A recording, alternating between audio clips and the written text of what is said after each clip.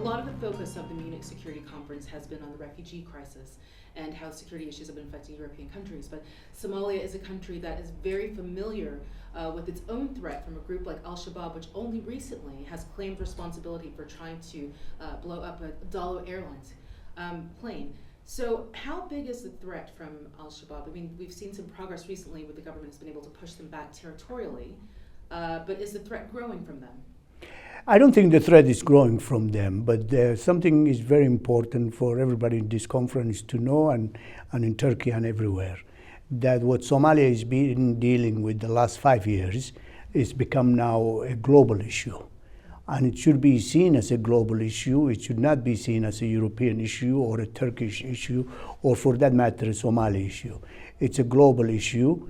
We need to come together. We need to share information. We need to share strategy and confront this evil of terrorism. As for Somalia, Somalia has made tremendous strides. It was a game changer for President Erdogan to come to Somalia. It was a game changer for the Turkish airline to come. Now Somalia is completely, most of the land is free from Al-Shabaab.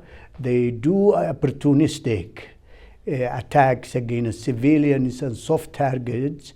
It's very difficult to defend a hotel or a restaurant or a beachfront where children are playing football, but they are on the back heels, but they're still a threat. I should put emphasis, but they're not as the threat they used to be. And thanks for our partners, particularly Turkey, who is playing an important role both in the economic sector and in the social sector and also in the military sector. What kinds of cooperation, you mentioned that this is not just a Somali issue or even regional issue, this is a huge issue that spills over to lots of countries. So what kind of international cooperation, and we'll focus on the Turkey issues in just a bit, but what kind of cooperation would the Somali government like to see going forward? Well, what we like to see, some of it is already happening, that our brothers and sisters from the region in Kenya, Ethiopia, Djibouti, Uganda, Burundi have sent their soldiers and their children to us, and that has made a big dent on them.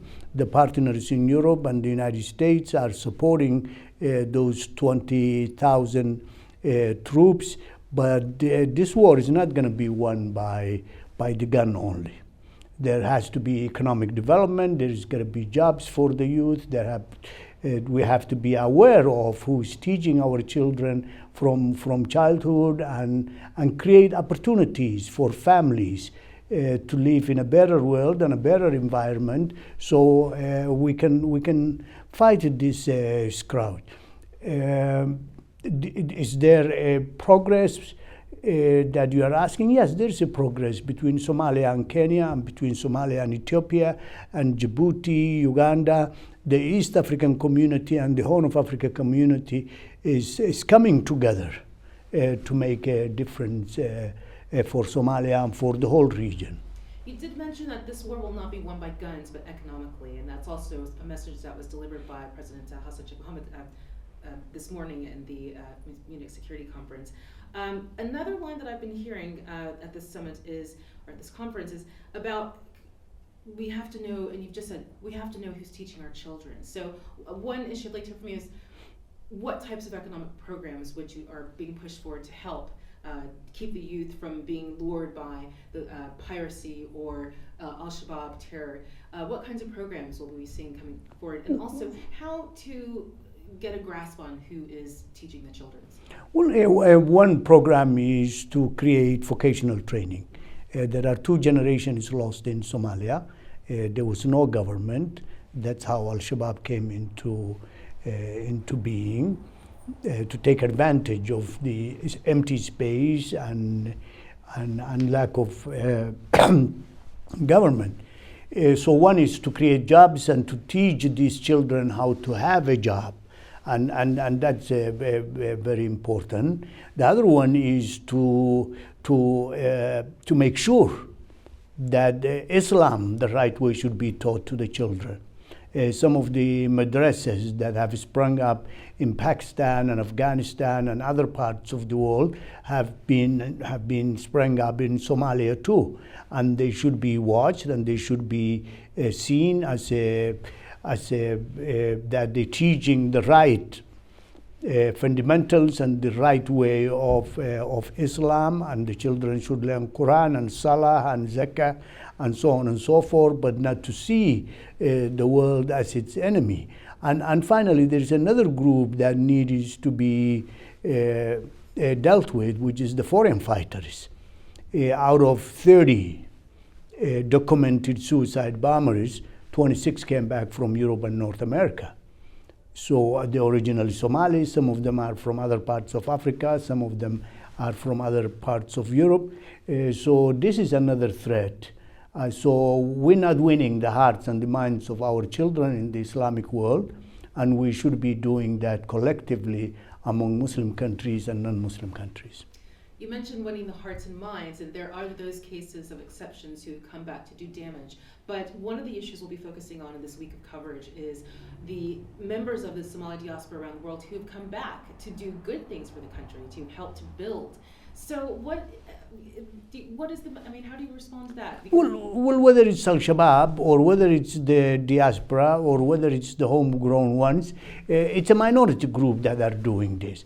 Majority of the Somalis who are returning, for example, like me and Hinda and the Prime Minister and half of the cabinet, came back to Somalia to help their own country and to help the Somali people, and if I might say, sometimes with a high sacrifice.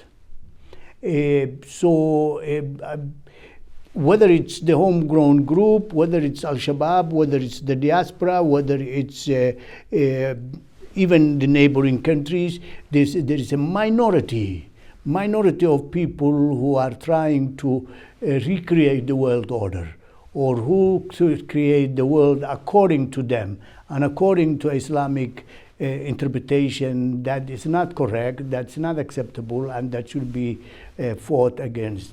The diaspora of Somalia is at the backbone. Even before they return, when Somalia was in a tailspin, they remit $1.2 billion a year.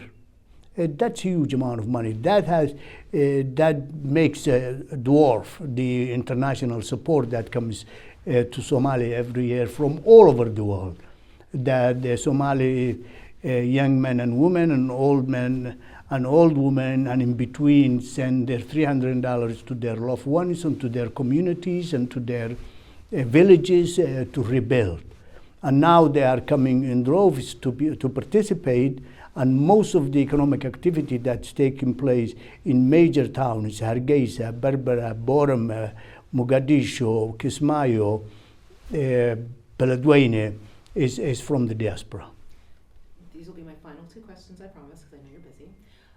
The cooperation between Turkey and Somalia, it's been growing. What sorts of collaborations are we seeing between the two countries?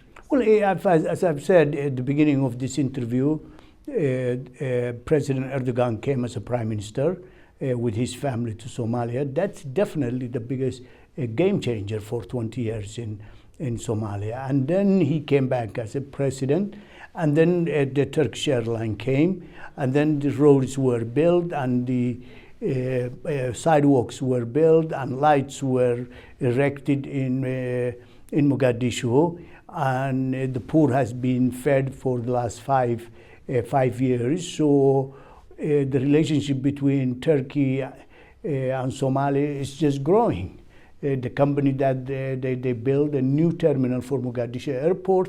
The company that runs is Turkish. They are running the port efficiently in Mogadishu and bringing more income to the Somali government. So the Turkish relationship with Somalia is growing leaps and bounds.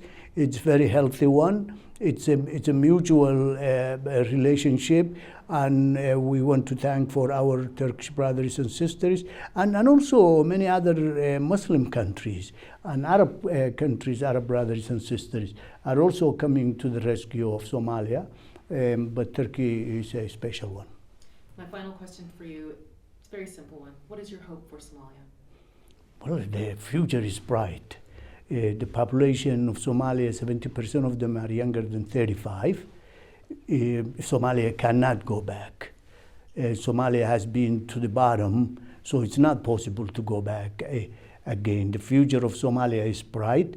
We want to ask the world to come and invest in Somalia. We have the longest coast in Somalia, longest coast in Africa in Somalia. We are rich of marine resources. We could be. We have the potential to be the breadbasket or the food security of the Middle East and Turkey and a big portion of the globe. We have the most livestock of any country in the world. We have 10 million hectares of land that is being cultivated, that's arable, and 2 permanent rivers that are never dry. We have the longest coast in Africa, and we have a very vibrant population who are entrepreneurial, who have succeeded everywhere they went into the world, whether it's in Australia or South Africa or Minneapolis or London or Rome.